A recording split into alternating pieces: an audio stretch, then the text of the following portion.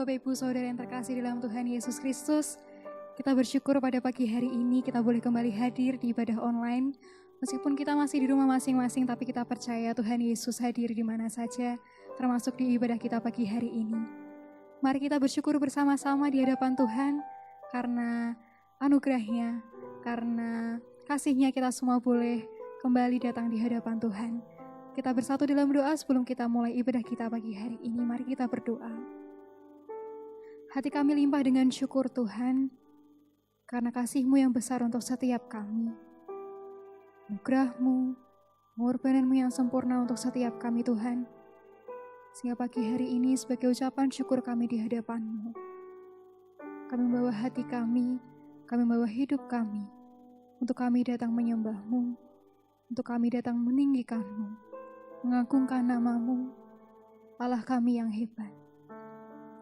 Sebab Kau Yesus yang layak kami sembah, Kau Yesus yang layak kami muliakan sampai selama-lamanya Tuhan. Karena sungguh Tuhan, kami bersyukur untuk setiap kasih-Mu. Karena Kau telah menyelamatkan hidup kami, Kau telah memulihkan setiap kami, Kau telah menyembuhkan setiap kami. Bahkan berkat-Mu terus Kau curahkan dalam setiap hidup kami Tuhan. Kami sungguh bersyukur punya Allah seperti Engkau.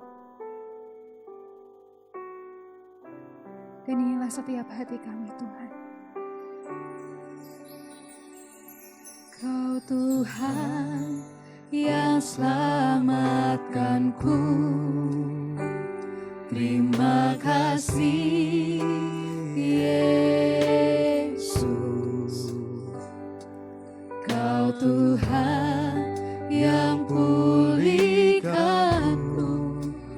terima kasih.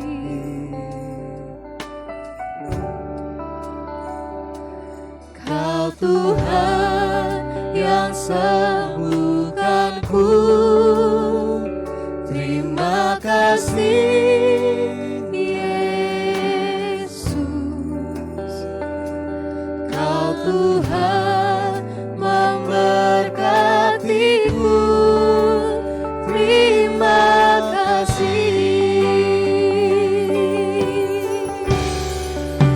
Segala pujian dan syukur hanya bagi-Mu Yesus. Dengan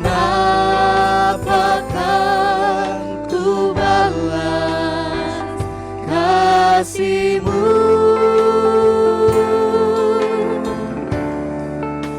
segala hormat kemuliaan hanya layak bagi-Mu. Ku sembah Yesus seumur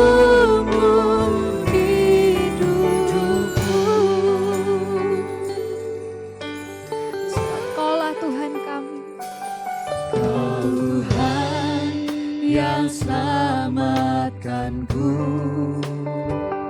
Terima kasih Yesus. Sebab Kau Tuhan, Kau Tuhan yang pulihkanku. Kami bersyukur Tuhan. Terima kasih. Kau Tuhan, Kau Tuhan yang sembuhkanku, terima kasih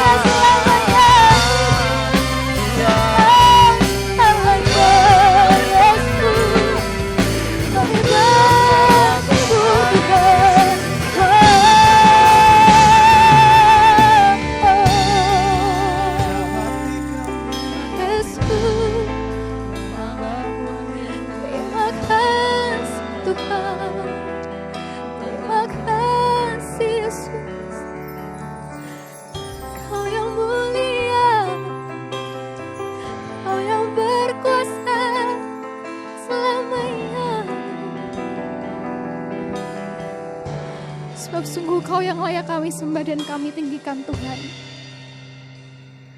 Bagimu segala pujian, hormat, kemuliaan. Kejayaan hanya bagimu Tuhan sampai selama-lamanya. Kami rindu hati kami saat ini menyembah-Mu Tuhan. Kami rindu setiap hati kami menyembah-Mu dengan sepenuh hati kami Tuhan. Bertahtalah setiap hati kami pagi hari ini. Terima kasih Yesus.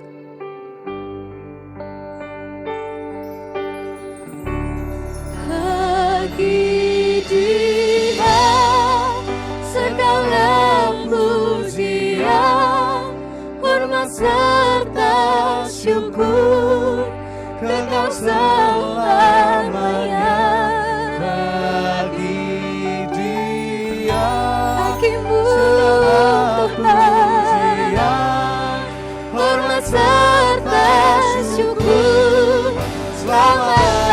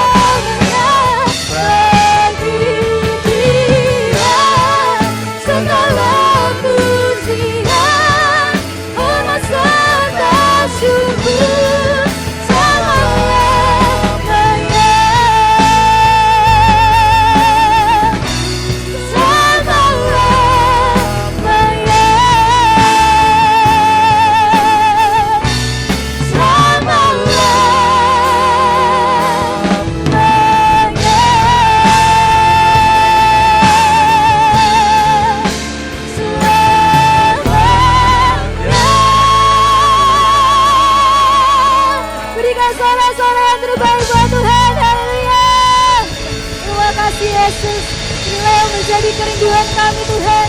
Hanya bagi-Mu hormat kemuliaan sampai selama-lamanya. Kita semua yang diberkati Tuhan, kita bersama-sama katakan amin. Sebab Kaulah Tuhan alasan kami untuk hidup. Kami mau menyenangkan-Mu, Kaulah satu-satunya.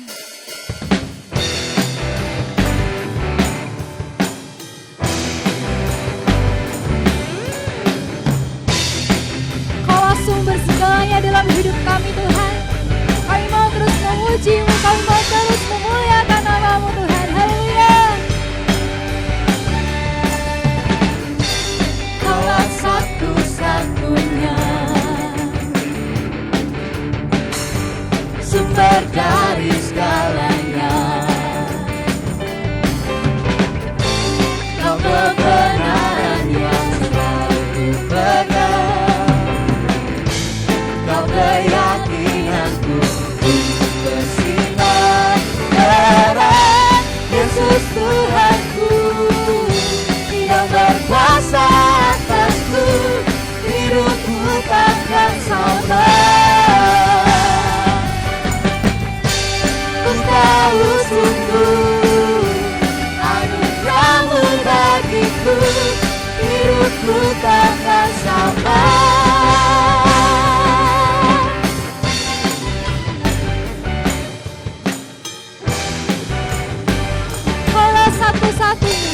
Kaulah satu-satunya sumber dari segalanya, sumber dari segalanya. Kaulah kebenaran kami, Kau kebenaran yang selalu ku pegang. Keyakinanku bersinar terang. Yesus Tuhanku yang berkuasa atasku, hidupku takkan sama.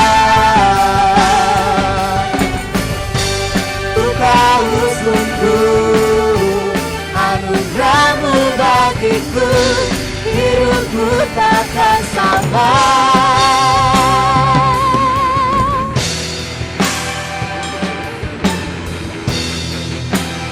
Sebab Kau alasan dalam hidup kami Tuhan. Kami mau menyenangkan-Mu sampai selama-lamanya. Katakan bersama-sama. Kaulah alasan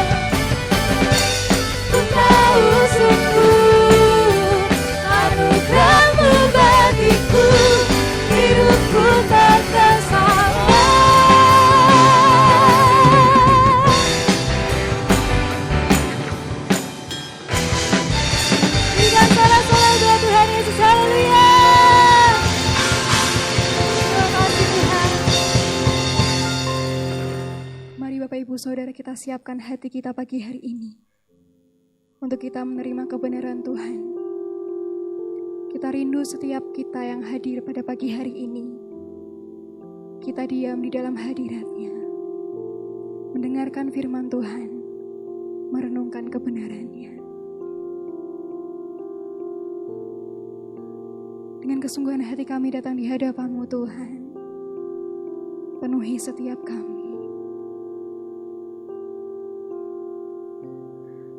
Penuhi hatiku dengan hadir-Mu. Ku rindu memandang wajah-Mu, oh Tuhan, di dalam kekudusan-Mu. Bawaku dekat dalam hati-Mu.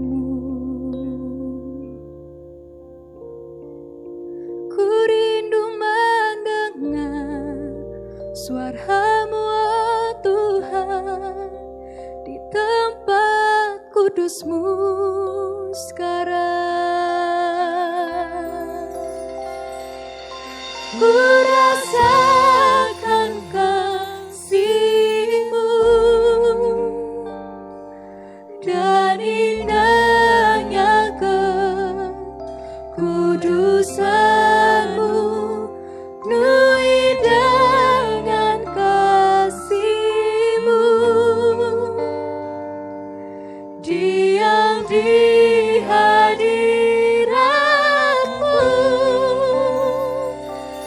Ku mengangkat tanganku dan ku bersyukur menyembah-Mu. Penuhi dengan kasih-Mu, diam di hadirat-Mu.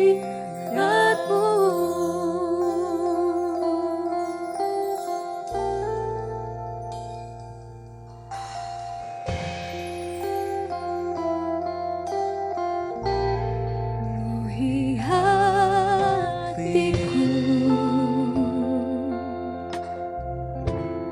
dengan kasih-Mu.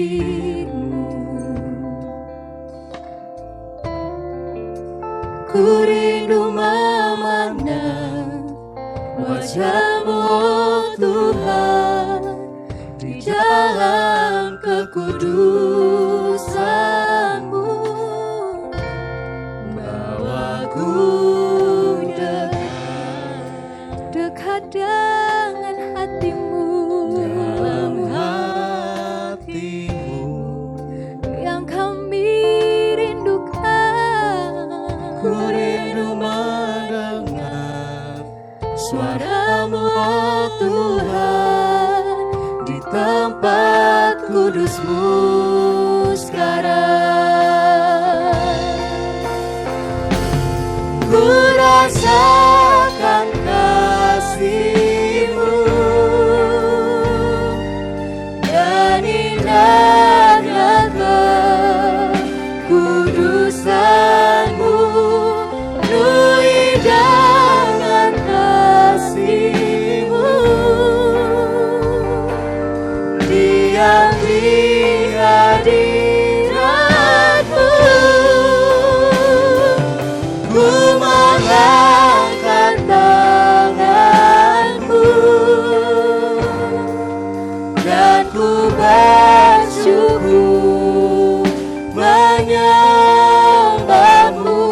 Penuhi dengan kasih-Mu, diam di hadirat-Mu. Ku rasakan kasih-Mu dan indahnya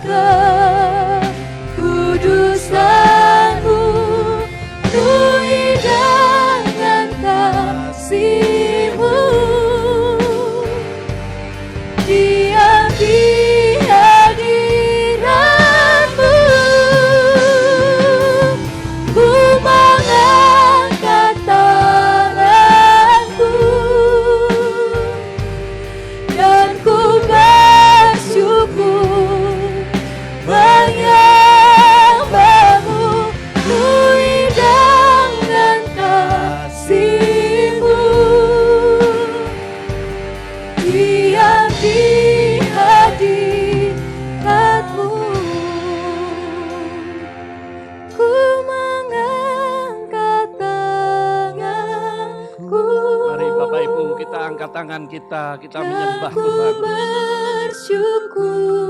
Kita bersyukur atas rancangan dan rencananya yang indah dalam hidup kita. Oh Yesus Tuhan. Diam di hadirat-Mu.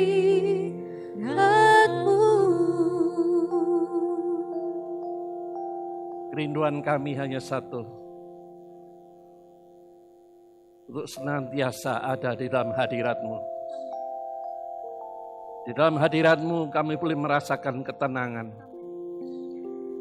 Di dalam hadirat-Mu kami boleh mendapatkan kekuatan. Pengharapan kami tidak pernah padam. Karena kami tahu dalam menghadapi hidup ini kami tidak pernah sendirian. Engkau yang menuntun, Engkau membimbing. Bahkan Engkau memberikan hikmat untuk kami boleh menjalani kehidupan ini sesuai dengan kehendak rencana-Mu. Oleh sebab itu, ya Bapa, tuntun kami lewat kebenaran firman-Mu, sehingga lewat kebenaran firman-Mu mata rohani kami dibukakan dan mengerti keindahan rancangan-rencana-Mu dalam hidup kami. Ini waktunya kami mau menerima kebenaran firman-Mu. Berfirmanlah Tuhan, sebab kami siap untuk menerima benih-benih firman-Mu. Dan kami percaya Roh Kudus akan menolong setiap kami, sehingga kami boleh mengerti isi hati-Mu yang akan Kau sampaikan lewat kebenaran firman-Mu. Kami siap diberkati dan kami menyambut kebenaran firman-Mu dengan penuh sukacita di dalam nama Tuhan Yesus. Setiap kita yang siap diberkati firman Tuhan katakan amin. Shalom Bapak Ibu, puji Tuhan kita boleh ketemu lagi lewat online ini. Saya percaya Bapak Ibu dalam pemeliharaan Tuhan. Amin. Percayalah Tuhan itu real atau nyata dalam kehidupan ini. Nah, itulah sebabnya kita harus melihat itu, situasi saat ini dan bagaimana kita menyikapinya. Ya, kita tidak bisa menanti bahwa situasi ini cepat selesai terus kita mengambil aktivitas atau melakukan aktivitas seperti sedia kala. Belum tentu bisa. Terus bagaimana? Nah, saat situasi seperti ini kita harus melihat ini. Ini satu era kehidupan baru yang harus kita cermati bagaimana menjalani kehidupan baru. Kalau istilah kasarnya kita jangan buta huruf.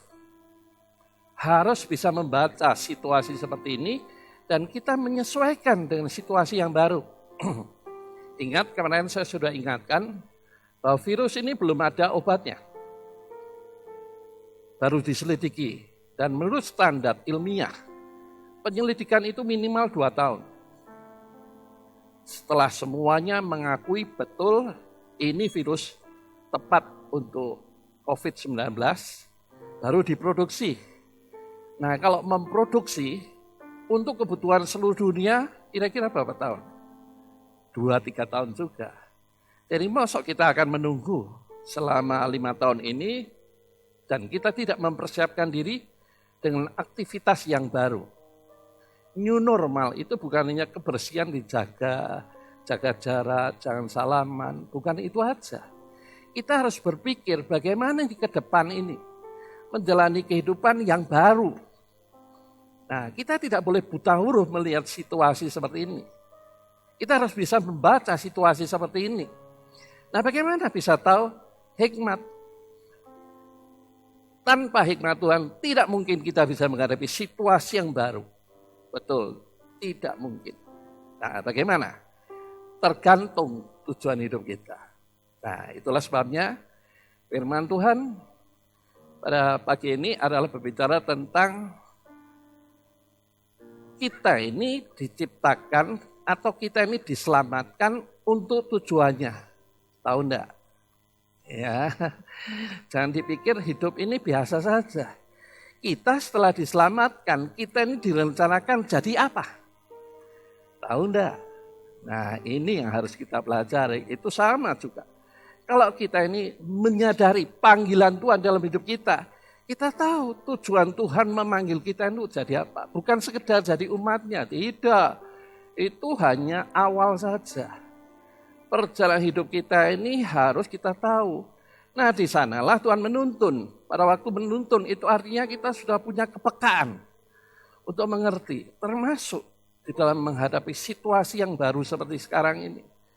Dunia, bukan Indonesia, dunia sedang menghadapi seperti ini. Lalu bagaimana? Kita kan punya Tuhan. Tuhan pasti menuntun kita. Ya, tetapi bagaimana kita bisa memahami tuntunan Tuhan? Kalau kita memahami tuntunan Tuhan hanya sebatas kebutuhan hidup saja, percayalah Tuhan tidak akan berbicara. Tetapi Tuhan mau kita ini bisa mengerti tujuan panggilannya dalam hidup kita masing-masing ini apa. Kalau kita menyadari tujuan panggilan kita ini seperti apa, dan kita mulai mengarah ke sana, nah di sanalah Tuhan akan menuntun, mengarahkan. Jadi betapa pentingnya kita memahami, kita ini diciptakan secara manusia, jadi kita harus tahu fungsi manfaatnya. Apakah Tuhan yang menciptakan kita ini sudah menaruh segala sesuatu di dalam hidup kita ini, kita pahami enggak? Nah, kalau pahami, pasti hidup dan tujuan hidup kita sesuai dengan tujuannya. Ini yang kita pelajari pagi hari ini. Amin. Nah, Bapak Ibu pasti tahu ini gambar ini adalah proses kelahiran janin di dalam kandungan ibu 9 bulan. Nah, itu dimulai dari 4 minggu, 8 minggu, dan akhirnya menjadi 36 minggu. Ya. Nah, apa Tuhan menciptakan janin di dalam kandungan? Sekedar menciptakan? Saya percaya tidak. Diciptakan, kenapa 9 bulan? Kalau Tuhan mau, jadi langsung. Tetapi kenapa 9 bulan? Berarti Tuhan itu sangat detil di dalam menciptakan kita. 9 bulan. Ya. Nah, kalau Tuhan detil menciptakan kita, mosok kita tidak tahu. Kita memandang ringan saja tentang apa yang Tuhan taruh saat menciptakan kita. Ya, tidak kan? Ya, Tuhan pasti punya tujuan pada saat menciptakan kita. Di dalam kelemahan keterbatasan kita ini ada maksud dan tujuan Tuhan. Ya, sempurna. Yang dimaksud adalah sempurna menurut kriteria Tuhan. Bukan sempurna menurut pandangan kita. Bukan sempurna menurut ukuran kita, tapi ukuran Tuhan. Nah, kita melihat. Ya, yang pertama, sesungguhnya kita ada atau lahir bukan karena kebetulan atau karena kesalahan. Kesalahan anak muda misalnya, masih sekolah, masih kuliah, sudah hamil duluan, itu kesalahan memang secara logika. Tetapi sesungguhnya ketika dia sudah mulai memiliki janin di dalam kandungannya, ada rencana Tuhan itu. Walaupun itu kesalahan. Ya, karena harusnya kan resmi menikah dulu, baru hamil begitu. Bukan itu sebetulnya, rancangan Tuhan itu sangat luar biasa sebetulnya. Itulah sebabnya kita harus memahami. Diciptakan itu untuk tujuannya, bukan tujuan kita. Selanjutnya, dan kelahiran kita bukan karena orang tua yang merencanakan, tetapi Allah yang merencanakan. Ya, orang tua jelas merencanakan punya anak, satu program 1 atau 2 atau 4. Atau mungkin 1 kesebelasan. Nah, enggak ya. Jadi bukan orang tua yang merencanakan. Toh orang tua merencanakan tidak bisa melahirkan anak. Sampai bayi tabung dan seterusnya. Jadi sesungguhnya Allah yang merencanakan. Kita pahami ini. Ya. Jadi Tuhan itu sudah mempunyai mau dan tujuan. Ya. Selanjutnya Allah menciptakan bagian-bagian organ tubuh ini sangat detail, menetapkan ras, warna kulit, rambut ikal, rambut lurus. Itu semua detail Tuhan yang menciptakan. Nah, tentunya dikaitkan dengan gen. ya gen misalnya. Orang tuanya kulitnya kuning. Lahirnya kok putih. Nah, curiga ini. Jangan-jangan bukan anak saya, ya kecuali albino. Karena kurang pigmen.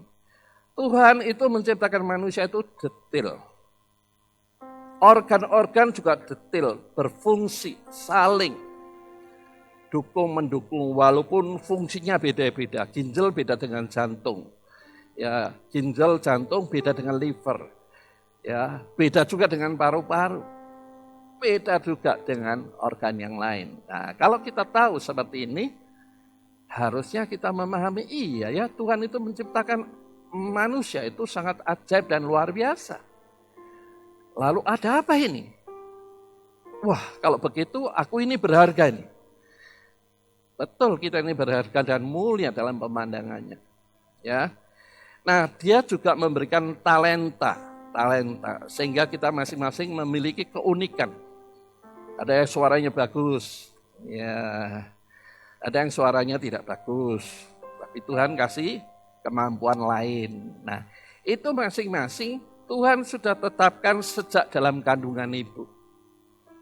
Nah, kalau kita misalnya punya suara bagus sebagai anak Tuhan, masa tidak mau ikut jadi worship leader atau singer, nah, itu artinya akan mengabaikan rancangan Tuhan dalam hidup kita. Ya, jadi kita harus memahami keberadaan kita ini bukan kebetulan, bukan kecelakaan, tetapi dalam rancangannya. Amin. Nah, termasuk kita ini sebetulnya sudah ditempatkan di mana? Ya, artinya apa? Kita ini sebetulnya tinggal di mana? Saya tidak pernah merencanakan untuk tinggal di Ambarawa, tapi toh akhirnya di Ambarawa. Nah, bagaimana bisa tahu? Perjalanan waktu. Tetapi lebih baik kalau kita bergumul dalam doa. Saya ini sebetulnya jadi apa? Ya. Nah, dalam hal ini kaitannya dengan anak muda. Ya, kuliah. Jurusan apa? Ya, ikut yang lain. Ternyata 2 tahun tidak cocok.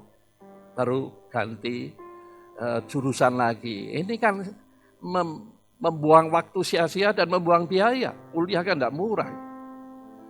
Jadi penting kan ini. Bukan hanya waktu kita sedang menghadapi situasi kesulitan ekonomi, tekanan yang luar biasa, PHK, tidak tahu masa depan seperti apa. Anak-anak pun juga menghadapi situasi yang sama. Tetapi sesungguhnya kalau kita mau bergumul membangun, yang minggu yang lalu, yaitu membangun manusia roh, bukan membangun manusia lahiriah saja. Saya percaya kita punya kepekaan. Ya, kita tahu ini tujuan hidup Tuhan dalam hidup kita secara jelas. Jadi penting kan membangun manusia roh. Sehingga tahu panggilan Tuhan dalam hidup kita. Kita ini sebetulnya mau jadi apa? Ini lebih luas lagi. Kita akan membicarakan ini sebagai bagian tubuh Kristus.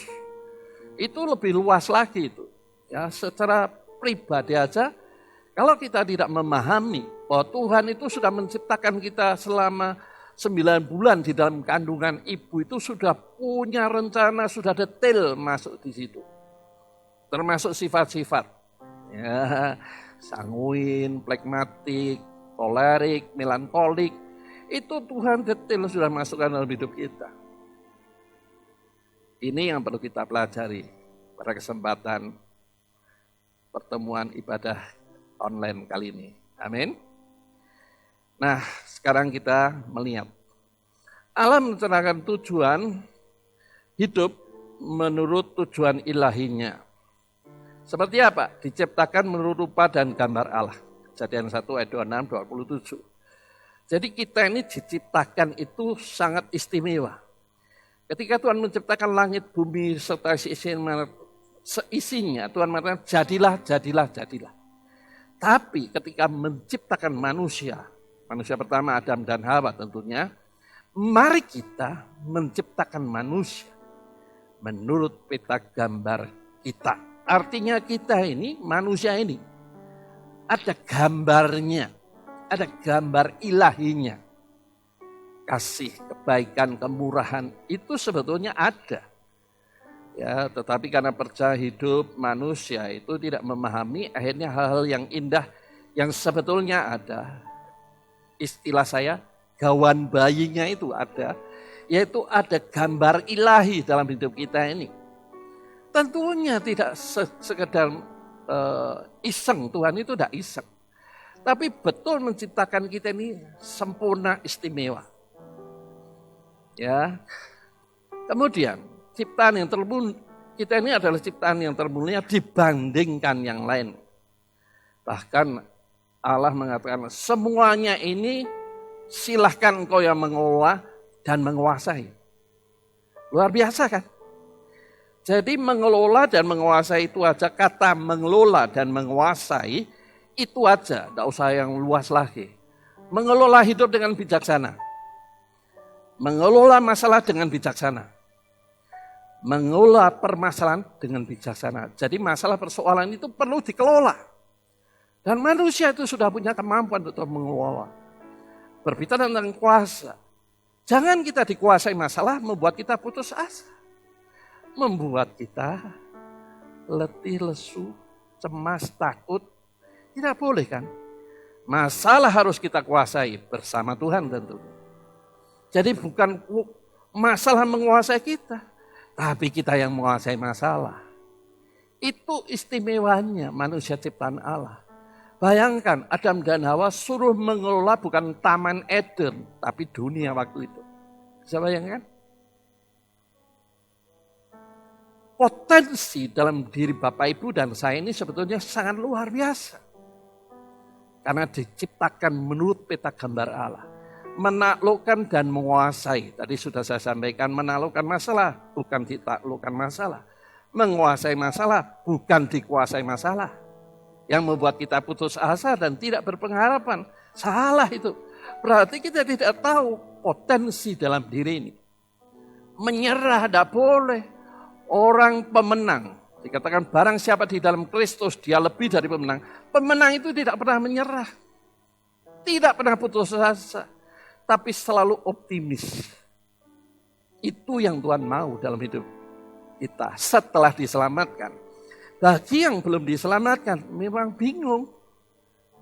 Hanya logika aja, tidak ada pemahaman, tidak ada input, tidak ada masukan yang lain. Tapi firman pagi hari ini memberikan masukan kepada Bapak Ibu. Bahwa kita ini adalah diciptakan untuk menaklukkan dan menguasai. Bukan ditaklukkan dan bukan dikuasai. Oleh apapun, masalah persoalan, tantangan, tidak. Kita lebih dari pemenang. Seorang pemenang tidak pernah menyerah menghadapi tantangan. Amin. Ya. Nah, saat Tuhan salah menempatkan kita di dalam dunia ini, Tuhan sudah mempersiapkan tempat yang layak dan cocok didiami. Ya, layak, cocok bukan menurut kriteria kita, tapi kriteria Tuhan. Tadi sudah saya sampaikan. Saya tidak tahu kalau ditempatkan Tuhan di Ambarawa. Dulunya dari Temanggung. Suruh melayani di Semarang. Saya pikir Semarang selesai di sana. Tidak, ternyata suruh ke Ambarawa. Nah, pada waktu itu saya tidak memahami tentang kebenaran firman Tuhan ini. Ya, kalau saya memahami dari awal, wah pasti beda. Mempersiapkannya beda. Karena endingnya mungkin saya di Ambarawa. Harus kan memikirkan, ya bagaimana hidup di Ambarawa ini. Nah, kalau sudah di sini kita harus adaptasi, menyesuaikan diri karena memang kita ditempatkan di Ambarawa. Ya. Jadi kita harus tahu Allah itu merencanakan hidup ini dengan tujuan ilahinya itu sangat detail. Yang setuju katakan amin. Ya, mari sekarang kita masuk. Tuhan menggunakan binatang, unggas pohon, gambaran hidup supaya tahu ada tujuannya. Mari kita baca di dalam Amsal 30 ayat 24 sampai 28. Amsal 30 ayat 24-nya berkata demikian. Ada 4 binatang yang terkecil di bumi. Terkecil di bumi. Tetapi yang sangat cekatan. Semut, bangsa yang tidak kuat, tetapi yang menyediakan makanannya di musim panas. Pelanduk, ya, bangsa yang lemah, tetapi yang membuat rumahnya di atas bukit batu. Belalang yang tidak mempunyai raja, namun semuanya berbaris dengan teratur. Cicak yang dapat kau tangkap dengan tangan, tetapi yang juga ada di istana-istana raja. Ya, kita melihat ada semut, ada pelanduk, ada belalang, ada cicak. Nah, kita bahas ini aja dulu. Ya, jadi kalau kita melihat ayat 24 sampai 28, maka kita melihat binatang terkecil. Ayat 24-nya ada 4 binatang yang terkecil di bumi. Pertama apa? Semut. Jadi Tuhan itu seperti sedang memberikan pelajaran. Lihat semut itu, binatang terkecil aja, rajin. Nah, hidup ini harus rajin, harus tekun. Bagaimana? Situasi seperti ini harus membutuhkan kreativitas. Sejak akhir tahun 2019, saya sudah mengingatkan kreatif. Semut itu kreatif. Jadi Amerika itu pernah orang mencari gundukan semut dan digali. Itu hampir 1 lapangan sepak bola. Bayangkan ini, semut binatang terkecil. Tetapi membuat rumahnya itu sedemikian luas, jaringannya di tanah itu sangat luar biasa. Nah, Tuhan ngomong kan, belajar sama semut. Tidak pernah menyerah. Dan tahu masa menyimpan. Artinya harus nabung begitu. Bukan hari ini dapat, kita habiskan hari ini. Tidak. Jadi belajar dari semut seperti itu. Dari ketekunannya, kerajiannya, dan tahu masa depan itu harus nabung, itu maksudnya. Kemudian pelanduk, ya merupakan binatang yang lemah, tetapi tahu melindungi diri. Hidup ini perlu mengandalkan Tuhan. Ya, kita ini lemah, terbatas, ya, pengetahuan kita terbatas, tapi mengandalkan Tuhan, Tuhan bisa menuntun kita. Sehingga kita bisa lebih dari pemenang. Ya, pelanduk ini ada yang menafsirkan rusa, ada yang ngomong kambing gunung. Ya, ini menurut daerah masing-masing menurut saya. Pelanduk itu binatang yang lemah. Menurut saya itu semacam rusa. Ya, hidupnya memang di lereng-lereng. Ya, nah ini adalah gambaran saja. Contoh semut, contoh pelanduk. Lemah dia, tidak berdaya. Jadi incaran singa, incaran ya harimau, ya. Tetapi dia tahu bagaimana untuk mengelola situasi itu dengan baik. Artinya apa? Kalau kita sebagai anak Tuhan di dalam situasi seperti ini, kita tidak boleh hanya menunggu kapan selesai. Saya kan sudah sampaikan, minimal 5 tahun selesainya. Jadi kemungkinan ini sudah mulai menurun kurvanya, ya. Tetapi karena ini belum ada antivirusnya, bisa muncul lagi. Itu yang disebut gelombang 2 lebih bahaya. Jadi belum selesai. Nah, mosok kita nunggu 5 tahun, kita harus minta hikmat ini. Jangan buta huruf, tidak bisa membaca situasi ini. Kita harus mencoba bagaimana ini. Kalau kerja dulu sama orang, saya harus kreatif. Wirausaha apa? Yang penting dapat penghasilan dan tentunya tidak bertentangan dengan firman. Itu artinya bisa membaca situasi. Pelanduk aja bisa membaca. Ya, tahu. Selanjutnya belalang. Belalang itu adalah gambaran kerjasama. Seandainya kita tidak bisa mengelola situasi seperti ini, kita punya ide dan tidak mungkin bisa dilaksanakan sendiri. ngomong dong sama temannya, kerjasama yuk. Kita join, berusaha apa ini? Kamu bagian pemasaran, saya bagian produksi. Nah, tentunya tidak langsung berhasil.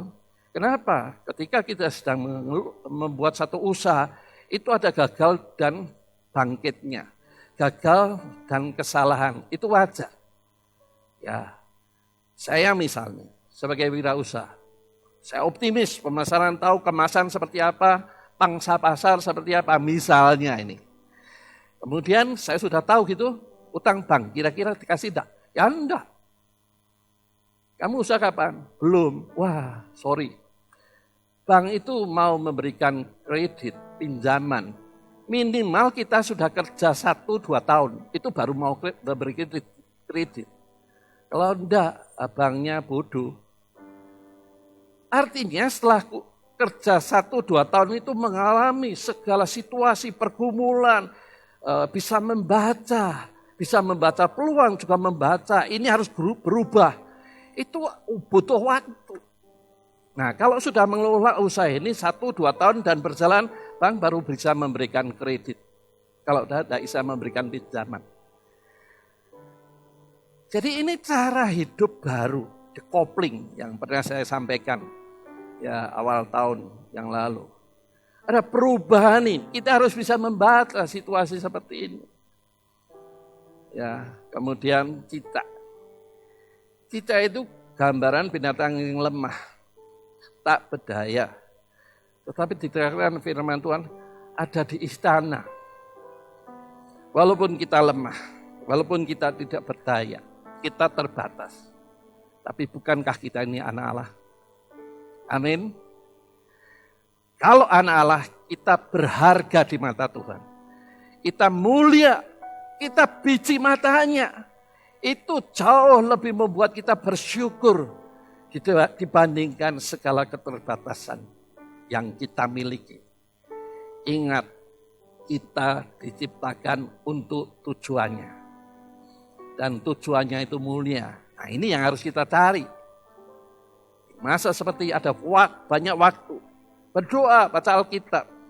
Di situ ada pewahyuan. Sama seperti saya mempersiapkan khotbah seperti ini. Baru ada pewahyuan ketika bersaat teduh mencari wajahnya. Baru pewahyuannya muncul dan minta dukungan di ayat yang lain. Sama seperti itu kehidupan. Nah, sekarang kita masuk. Mazmur 52 ayat 10. Jadi ceritanya begini.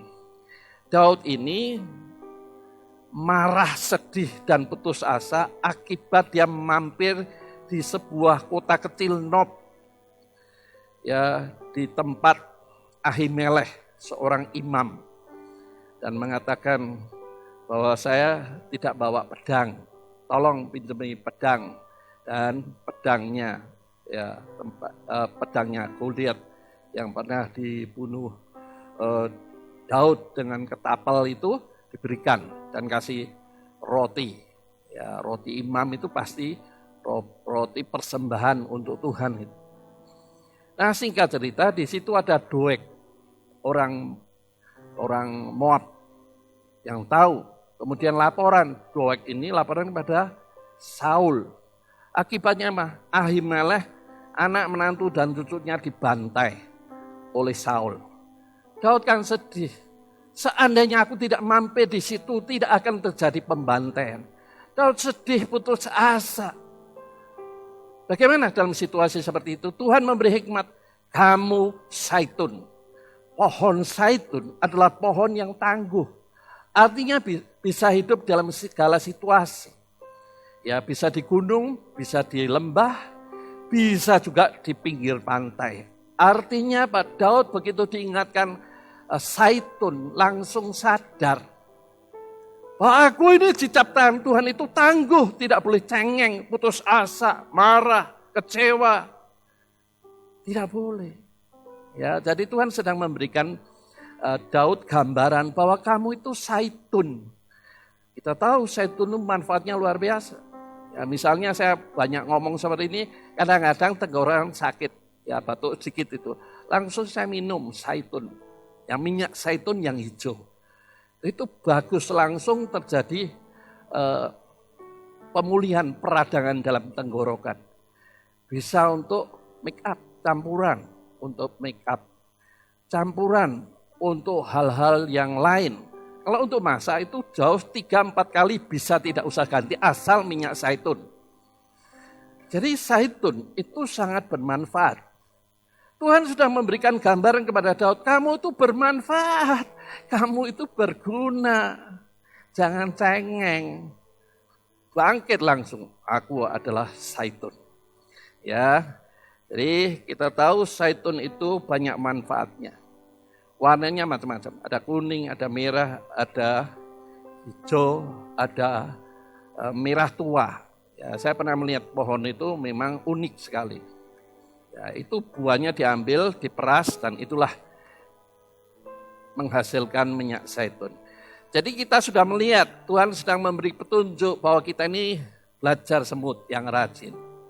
Ya, kita belajar dari pelanduk, ya, bisa membaca situasi. Kita belajar belalang, kita belajar cicak, dan kita belajar pohon zaitun. Nah, sekarang kita melihat Yehezkiel. Yehezkiel pasal pertama ayat 10, itu ada makhluk surgawi. Ya, Yehezkiel 1 ayat 10 itu ada makhluk surgawi yang memiliki wajah 4 macam. Ya, wajah manusia, singa, lembu, dan raja wali. Jadi ini gambaran hidup seperti apa yang layak mendiami surga. Makhluk seperti apa? Ini adalah gambaran. Kita dilayakkan tinggal dalam surga seperti apa? Nah, lewat gambaran ini kita bisa tahu. Ya, jadi Yehezkiel ini menjelaskan tentang makhluk yang bisa tinggal di surga itu seperti apa. Nah, semua keempat binatang ini atau makhluk ini, ya manusia, lembu, singa, dan raja wali ini menggambarkan kehidupan yang dimiliki Tuhan Yesus. Jadi siapa yang layak di surga, kita pelajari kesempatan ini. Ya, seperti apa ini? Makhluk seperti apa yang bisa layak tinggal di surga? Yehezkiel pasal pertama ayat 10 menjelaskan itu. Kita pelajari satu persatu. Yang pertama, manusia. Ya, umat manusia mengalami pemulihan dengan hubungan dengan Allah dengan tujuan dimuliakan. Caranya apa? Seperti yang dilakukan Tuhan Yesus. Tujuan hidupnya berkorban agar jadi berkat. Jadi hidup ini bukan memikirkan diri sendiri. Hidup ini harus jadi berkat. Hidup ini adalah kesempatan. Hidup harus jadi berkat. Manusia itu tujuannya hidup jadi berkat. Bapak Ibu kalau melihat di dalam TV, The Hero, itu pahlawan-pahlawan yang pergi ke tempat daerah-daerah terpencil. Dia tidak memikirkan dirinya, tapi memikirkan bagaimana mengentaskan mereka yang kurang pendidikan. Mereka yang terjauh dari jangkauan pengobatan. Ya, ingat, ya rumah sakit Apung, Dr. Lee itu luar biasa sekali itu. Jadi dedikasikan hidup untuk jadi berkat. Bukan hidup untuk mendapatkan berkat saja. Hidup jadi berkat, berkat datang. Percaya enggak? Rakyatnya itu, ya di dalam Amsal 10 ayat 6. Berkat itu ada di kepala orang benar. Jadi orang benar ini kemana saja, berkatnya ikuti. Artinya kan hidup benar dulu. Hidup benar pasti ngerti, hidup ini harus berdampak. Dalam Matius pasal 5 menjelaskan hidup ini harus menjadi seperti garam. Hidup ini harus seperti terang, artinya kan berdampak. Nah, Tuhan Yesus juga seperti itu. Sebagai idola, sebagai panutan, kita harus belajar sama Tuhan Yesus. Punya tujuan jadi berkat ya bagi orang lain supaya dimuliakan Tuhan. Kalau Yohanes 3 ayat 16, karena begitu besar kasih Allah. akan manusia di bumi ini sehingga memberikan hidupnya mati. Roh Allah itu kan roh. Ya, firman menjelma jadi manusia lewat kandungan perawan Maria. Nah, 1 Yohanes 3:16 menjelaskan, kamu pun harus seperti itu, harus rela berkorban. Itulah gambaran makhluk yang layak tinggal di surga. Kita tahu kan, tujuan hidupnya ini benar. Maka tujuan hidupnya harus jadi berkat. Selanjutnya, singa. Kita tahu singa itu adalah lambang keperkasaan. Ya, kemarin waktu kebangkitan sudah saya jelaskan. Pada awal mulanya Tuhan Yesus itu seperti anak domba Allah yang keluh. Tidak banyak ngomong. Tapi ketika bangkit dia menjadi singa dari Yehuda. Singa adalah gambaran tentang keperkasaan. Pantang menyerah menghadapi kehidupan ini. Nah, situasi seperti ini tidak boleh dong menyerah. Tidak boleh kita menyerah. Kita punya Tuhan. Amin. Andalkan Tuhan. Pasti Tuhan buka jalan. Di saat tidak ada jalan, Tuhan buka jalan. Pantang menyerah. Itulah singa. Dan kita direncanakan, diharapkan Tuhan. Supaya kita bisa tinggal di dalam surga. Dalam gambaran Yeskiel 1:10 tadi. Makhluk surgawi itu selain manusia adalah singa. Manusia berwajah singa. Pantang menyerah. Tidak lemah. Ya, kita harus menghadapi tantangan hidup ini. Tidak boleh putus asa. Menyerah, putus asa, memalukan Tuhan yang menciptakan kita. Amin. Ya. Binatang yang kuat tidak mundur terhadap apapun. Ya, tidak pernah mundur. Nah, itulah sebabnya singa digambarkan sebagai raja ya, binatang. Ya. Nah, Tuhan Yesus sebagai singa dari Yehuda tidak mundur walaupun harus mati di atas kayu salib untuk menggenapi tujuan ilahi. Kita tidak boleh mundur hanya karena virus COVID-19 ini. Tidak boleh. Kita harus maju, pantang mundur. Karena kita tahu ketika kita maju, kita tidak sendirian. Bersama Tuhan, kita pasti bisa melakukan perkara yang besar. Amin. Singa. Ya, itulah makhluk surgawi. Kita akan ke sana, maka kita harus dilatih. Hidup dalam dunia ini seperti singa yang tidak pernah menyerah, tidak pantang mundur, tidak ngelokro. Ya, ngelokro itu bahasa Jawa. Ya. Nah, sebagai umat pilihan, kita juga pantang menyerah dalam menghadapi situasi ini dan segala tantangan. Yang setuju katakan amin. Amin. Ya. Jadi kehidupan ini memang satu tantangan. Ya, tetapi bersama Tuhan kita pasti bisa muncul sebagai pemenang. Selanjutnya makhluk yang ketiga adalah lembu. Kita tahu lembu itu tidak ada yang tidak berguna. Dari tanduknya, dari bulunya, kulitnya, tulangnya. Itu berguna semua. Ya, tanduk bisa untuk sisir. Ya. Kemudian apa? Bulunya bisa untuk kuas. Cara tentang kulitnya, waduh, banyak sekali itu tas, sepatu, jaket. Ya, dagingnya buat sate. Ya. Tulangnya itu dihancurkan jadi lem itu. Bahkan dikombinasi untuk menjadi gambaran aksesoris di atas mebel. Luar biasa kan? Tidak ada yang tidak berguna kan? Artinya apa? Tuhan Yesus digambarkan sebagai lembu dan bayangan penebusan di Perjanjian Lama. Ketika bangsa Israel memberikan persembahan lembu sebagai korban penebusan. Itulah gambaran bahwa hidup Tuhan Yesus itu berguna, bermanfaat, berdampak sebagai korban yang hidup yang berkenan di hadapan Tuhan. Hidup kita juga harus begitu. Amin.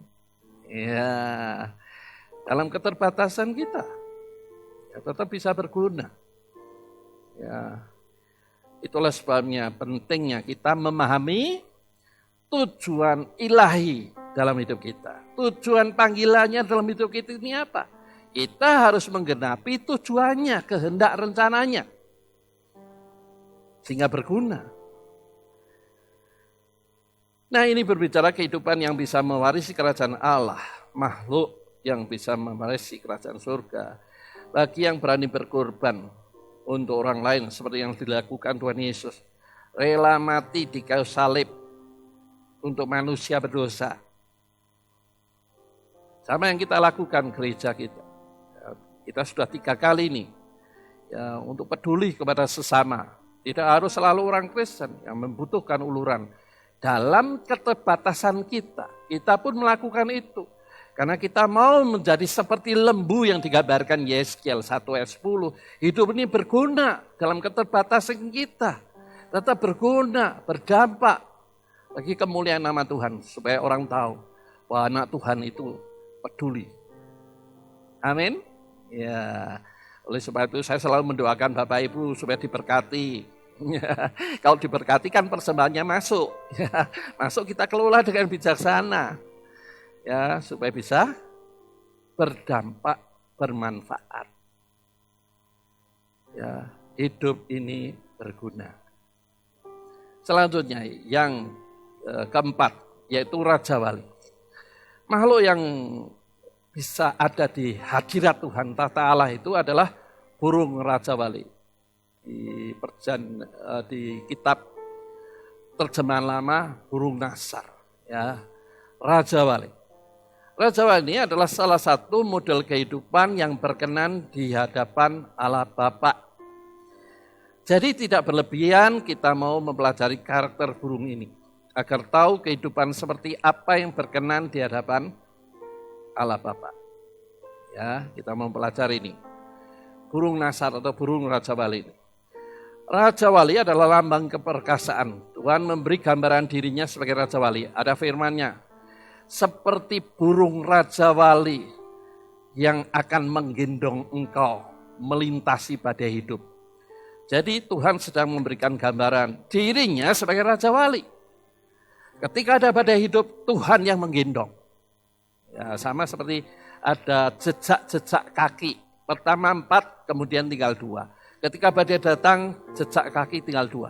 Lalu yang 2 di mana? Digendong. Itu gambaran Allah. Jadi Tuhan menggambarkan dirinya sebagai Raja Wali. Nah, kita melihat seperti apa sifat dasar Raja Wali. Raja Wali itu kalau membangun sarangnya itu di atas puncak gunung yang tinggi.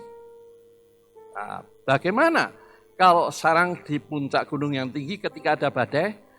Maka dia membangun sarangnya itu dengan carang-carang yang cukup kuat. Setelah itu kasih daun kering dan terakhir baru bulu. Nah, Guinness Book of Record itu mencatat pernah ada sarang burung Raja Wali ini beratnya 2 ton. Artinya apa? Ini adalah gambaran Raja Wali, adalah gambaran Tuhan yang menggendong dengan kepak sayap burung Raja Wali. Tuhan memperhatikan anak-anaknya, Bapak, Ibu, dan saya. Itu sangat detail dan istimewa. Mempersiapkan sarangnya aja 2 ton, bayangkan itu. Kalau kita tahu Tuhan memelihara seperti ini, tidak ada alasan kita takut, khawatir, dan cemas. Yang penting kita tahu apa yang Tuhan rencanakan dalam hidup kita. Ya. Selanjutnya kita gambaran Allah Bapa memperhatikan kita sebagai umatnya. Raja Wali rela berkorban. Gambaran Tuhan Yesus yang rela berkorban di atas kayu salib demi keselamatan jiwa umat manusia. Raja Wali itu kadang-kadang hidupnya lebih dari manusia. Ketika tua itu cakarnya itu mulai memanjang. Dan paruhnya ini juga mulai memanjang. Kalau mulai memanjang dia mau makan itu sulit. ketutup paruhnya yang depan itu kan lebih panjang. Lalu bagaimana? Dia ke atas batu dan cakarnya ini dilepas. Termasuk paruhnya itu. Kepalanya ditekankan di atas batu.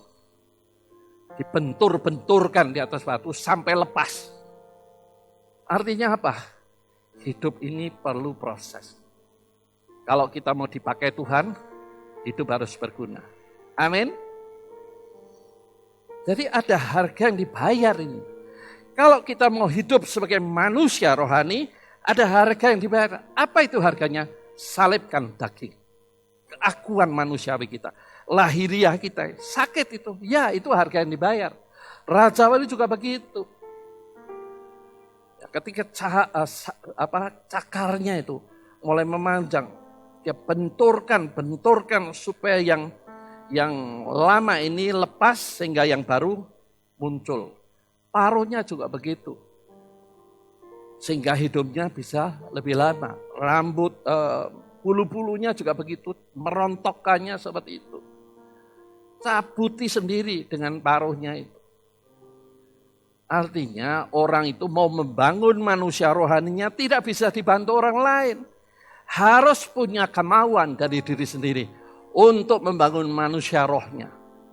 Tidak bisa dibantu orang lain. Orang lain paling mendoakan.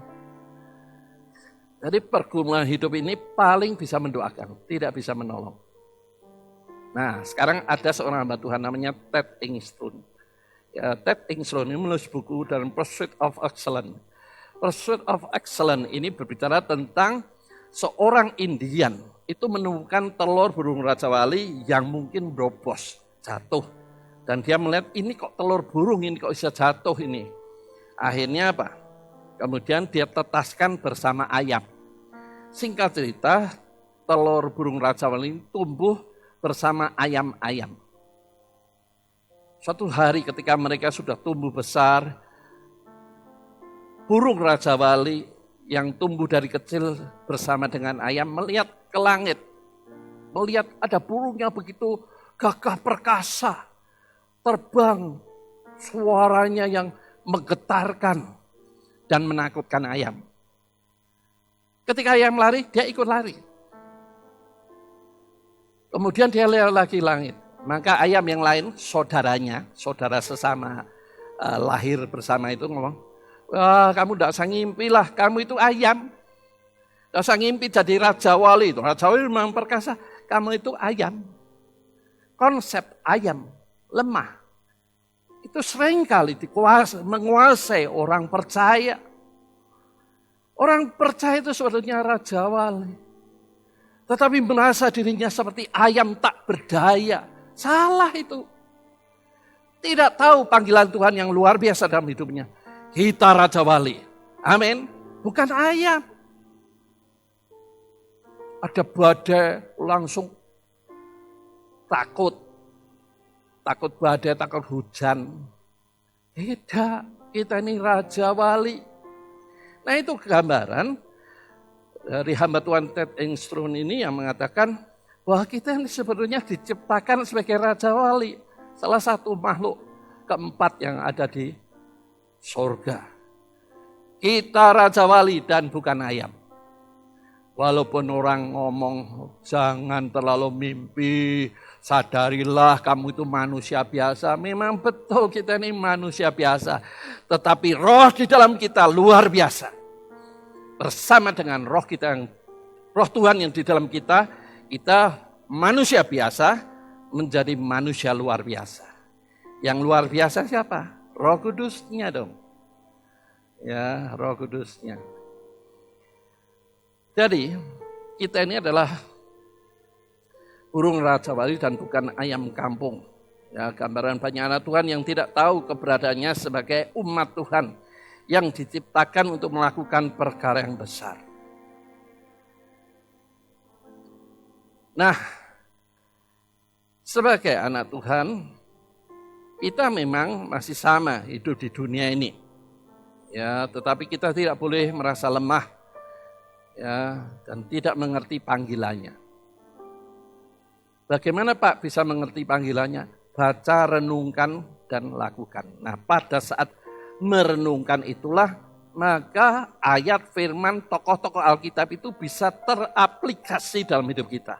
Itu artinya Tuhan sedang berbicara pada kita. Ya, Tuhan itu luar biasa. Ya, kenapa sih? Saya hanya menafsir sajalah. Kenapa sih Tuhan memilih 12 muridnya itu bukan orang pintar-pintar? Ya, bukan anggota Sanhedrin yang 70 itu. Tidak. Mayoritas nelayan. Ya, yang pintar cari uang hanya Matius sebagai pemungut cukai. Kemudian Lukas itu tabib, selebihnya nelayan. Artinya adalah sederhana. Tetapi Tuhan pakai yang sederhana menjadi luar biasa. Jadi kita ini manusia biasa, amin. Saya juga menyadari terbatas, ya, terbatas manusia biasa. Tetapi kalau kita ini menyatakan diri sebagai tak berdaya atau nol di hadapan Tuhan, Tuhan number one. Artinya 10 kita. Memang kita ini lemah, jangan sombong dong. Walaupun ada roh Allah di dalam diri kita, tidak boleh sombong, kita ini nol, tak berdaya. Tetapi bersama Tuhan, kita menjadi luar biasa. Amin. Nah, tidak berpikir perkara yang di atas sesuai rencana yang mulia, ya, dan penuh keindahan. Artinya apa? Kita kalau mau tumbuh rohaninya, maka kita akan melihat masalah jadi kecil. Tidak percaya ya. Ini Ambarawa kan dekat Bandungan. Coba aja naik ke Bandungan, lihat pemandangannya. Kita akan melihat Rawa Pening. Coba dari Ambarawa bisa lihat Rawa Pening? Tidak bisa kan? Nah, artinya kita harus naik dulu. Kehidupan rohani yang naik membuat cara pandang kita menjadi luas. Rohani harus tumbuh. Baru kita bisa melihat masalah jadi kecil. Percaya enggak? Koin, kita melihat matahari besar kan? Coba tutupi koin. Nah, kan enggak kelihatan mataharinya. Jadi seringkali masalah ini ditutupi. Menutupi cara pandang kita ini menjadi tidak bisa melihat Allah yang besar. Fokus panggilan Tuhan dalam hidup kita. Kita diciptakan untuk tujuannya. Fokus ke sana. Saya percaya itu kita akan terus naik. Nah, ini kita melihat masalah itu kecil. Sama seperti Raja Wali kalau sudah di langit itu, waduh, melihat kecil. Semua kecil tetapi tajam. Bisa melihat kelinci, maka diterbang disikat kelinci itu dan dimakan. Ular itu juga makanan Raja Wali. Ya. Jadi kita tahu sebetulnya diciptakan Tuhan itu sebetulnya luar biasa. Kalau memahami. Lalu bagaimana Pak memahami? Tumbuh rohani. Ya, khotbah minggu yang lalu. Tanpa tumbuh rohani, kita tidak akan bisa melihat masalahnya kecil. Tapi kalau kita bersama Tuhan melintasi pada hidup, masalah kita jadi kecil. Ya, masalah yang besar jadi kecil. Asal naik terlebih dahulu rohaninya. Jadi betapa pentingnya membangun manusia rohani. Sehingga memiliki pikiran perasaan seperti Kristus. Hidup ini harus jadi berkat. 1 Petrus 2 ayat 9 mengatakan, kamulah bangsa yang terpilih, imamat yang rajani, untuk melakukan perkara yang besar. Jadi kita dipanggil untuk melakukan perkara yang besar. Tahu itu panggilannya. Pernah membaca, pernah mendengar khotbah.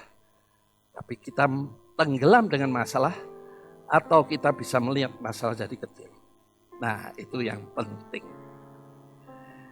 Oleh sebab itu Bapak Ibu, kita melihat kesimpulannya, aku lahir bukan untuk menjadi orang biasa, tapi luar biasa. Kita baca bersama ya. 2, 3. Aku lahir bukan untuk menjadi orang biasa, tapi orang yang luar biasa. Bagaimana bisa?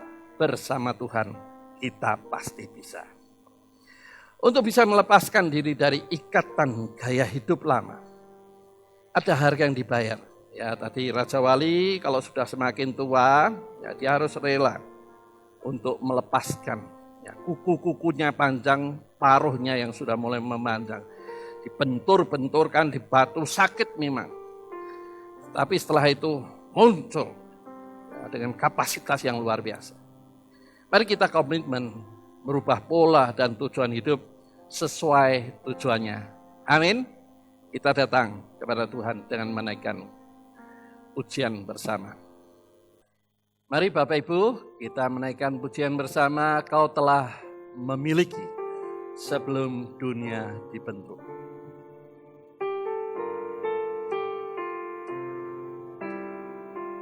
Naikkan dengan pujian suara yang keras.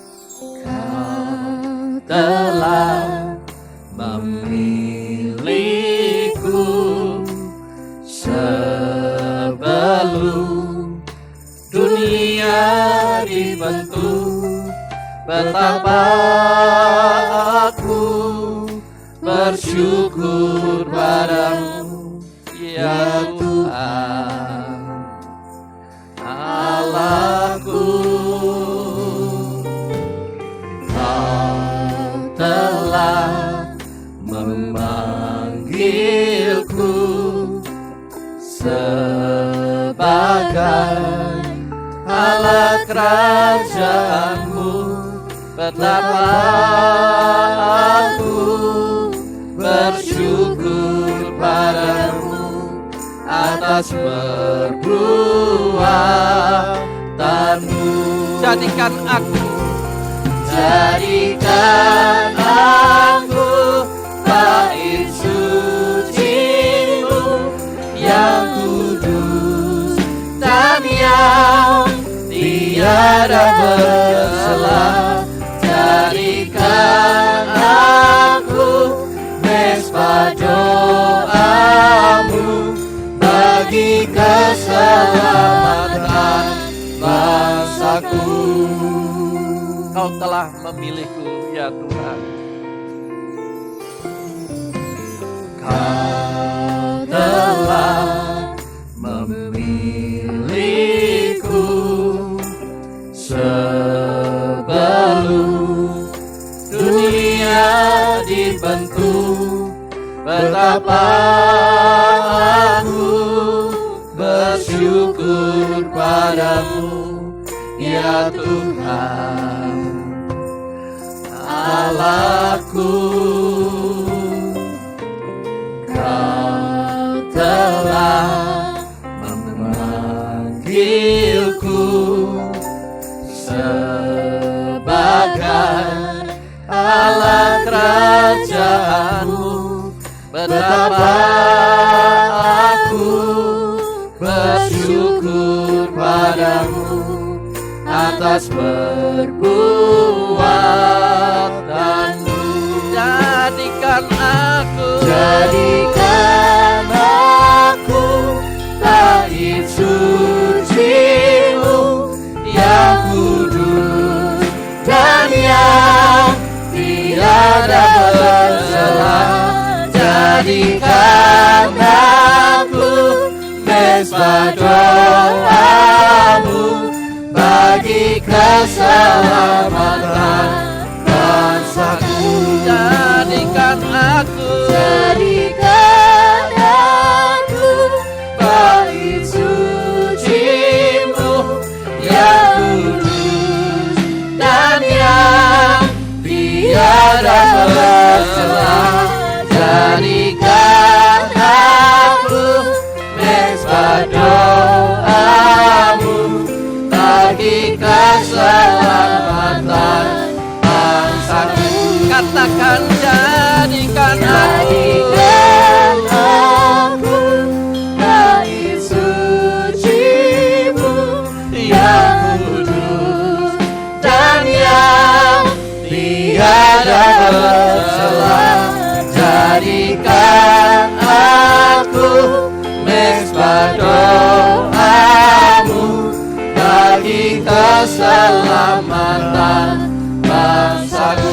Bagi keselamatan bagi keselamatan bangsaku, bagi keselamatan, bagi keselamatan bangsaku.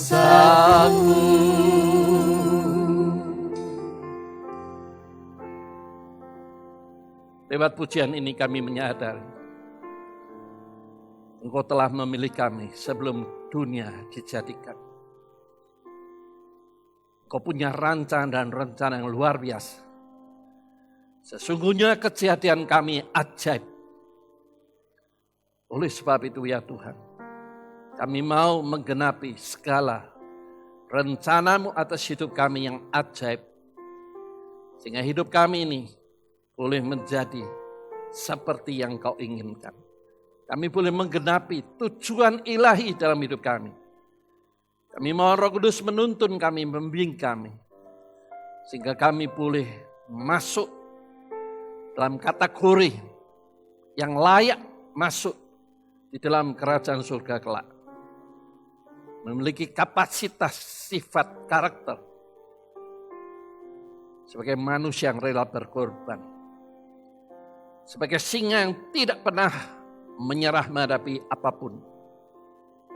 Sebagai lembu hidup ini berguna dan berdampak. Dan tentunya bagai Raja Wali yang melintasi badai hidup dan muncul sebagai pemenang. Tidak menjadi seperti ayam yang takut dan lari menghadapi segala tantangan hidup. Kami adalah Raja Wali.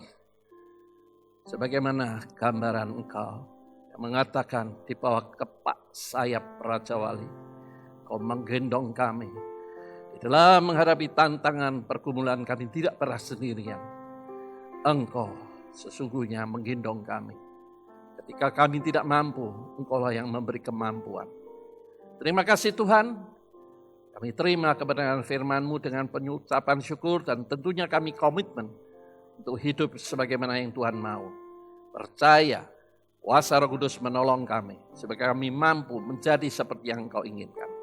Terima kasih Tuhan, kami terima firman-Mu dengan pengucapan syukur di dalam nama Tuhan Yesus. Amin.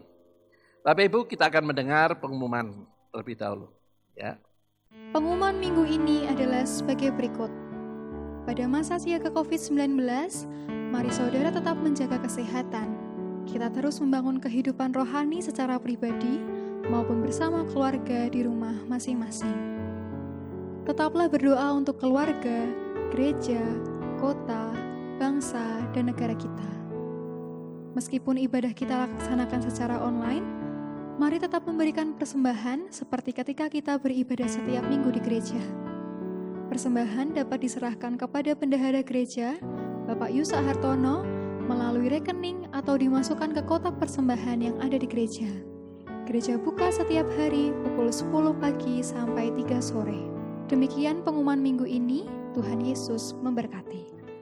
Mari Bapak Ibu, kita akan mengakhiri ibadah ini dan tentunya untuk menerima berkat Tuhan. Angkat hatimu, terimalah berkat. Bapa Surgawi, setelah kami diberkati lewat kebenaran firman-Mu, dan kami tahu Engkau hadir di tengah-tengah ruangan di mana kami sedang mengikuti ibadah online ini. Mari Bapa, sekarang waktunya Engkau menjamah memberkati kami. Dengan kasih dari Allah Bapa yang tidak terbatas, kesetiaan Tuhan Yesus yang sekali-kali tidak pernah meninggalkan hidup kami, pertolongan Roh Kudus yang mengurapi kami, memberi hikmat supaya kami boleh menjalani kehidupan seperti yang Tuhan inginkan. Sehingga hidup kami boleh terus naik dan tidak pernah turun. Sebab kami diciptakan untuk menjadi kepala dan bukan ekor. Kami percaya segala sesuatu yang kami kerjakan yang tidak bertentangan dengan firman Tuhan, dibuat Tuhan menjadi berhasil. Supaya lewat hidup kami, nama Tuhan dipermuliakan. Terimalah berkat ini dengan penuh sukacita di dalam nama Tuhan Yesus. Setiap kita yang percaya katakan, amin. Tuhan memberkati, sampai ketemu lagi. Yesus Tuhanku yang berkuasa atasku, hidupku takkan sama. Ku tahu sungguh